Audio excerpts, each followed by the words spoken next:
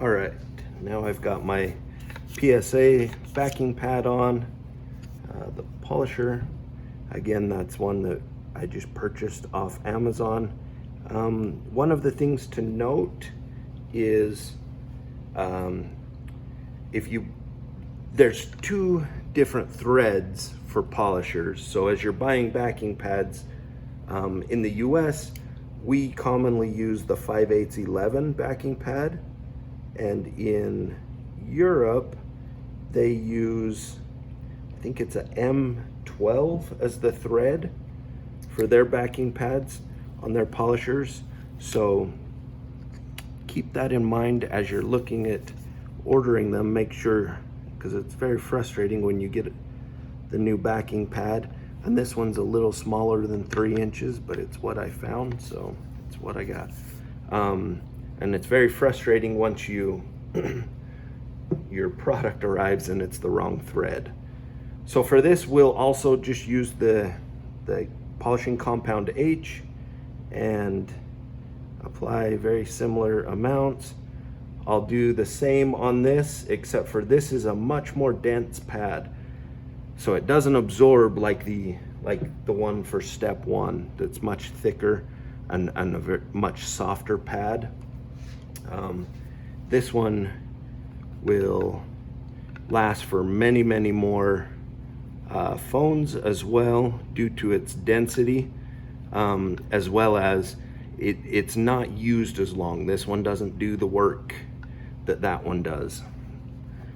Very similar concept to the difference between the abrasive compound 10 and the abrasive compound 30. This one is just here to get the very final little polish out. Same process, same pressure. At times sometimes I'll increase the speed on this one just a little bit, because it doesn't bite and create the friction that first step pad does. So we can go a little bit faster without generating too much heat.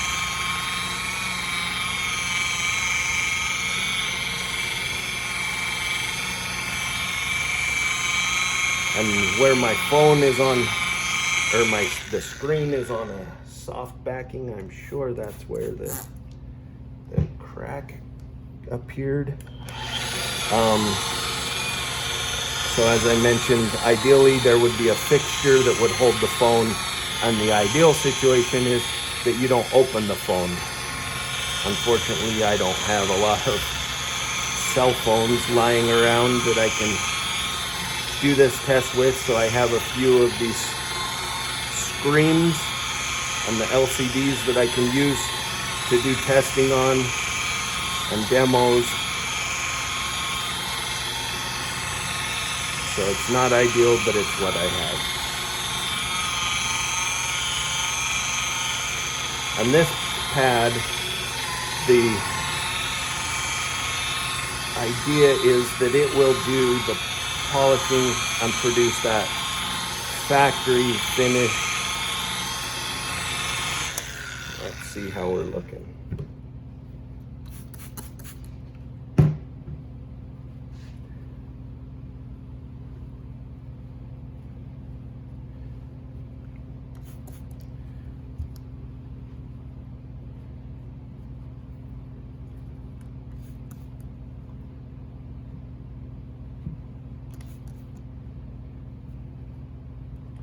I forgot to mention also in the sanding video that it is possible that maybe when you measure the scratches or evaluate the scratches and do the sorting process as the phones come in, that maybe you don't need to start with the abrasive compound 10.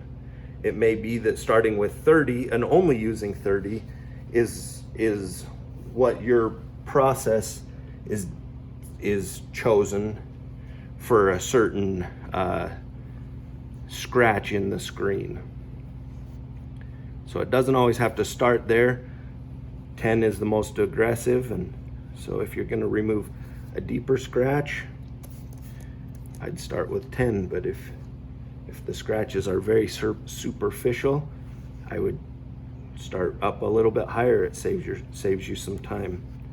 If you can start with 30 and not have to do another step beyond that, that's a great reduction in time.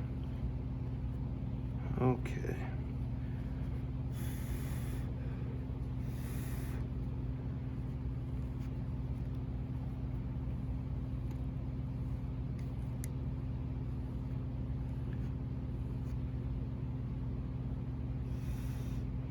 All right, now the texture that was left in that first step, and like as I say, when I mention texture, take that with a grain of salt, because that's the only way I can describe it. It's about as much texture as could be considered texture. And that is the process right there. Let me get this back where it needs to be. So there we are. And the scratches, aside from the smudges that my towel is leaving, those scratches that we had up here, oh geez, are all removed. So this now could go out as a Class A phone, whereas before it might have been a B or a C. And that's it. That's the process. If you have any more questions, please send me an email. Thank you.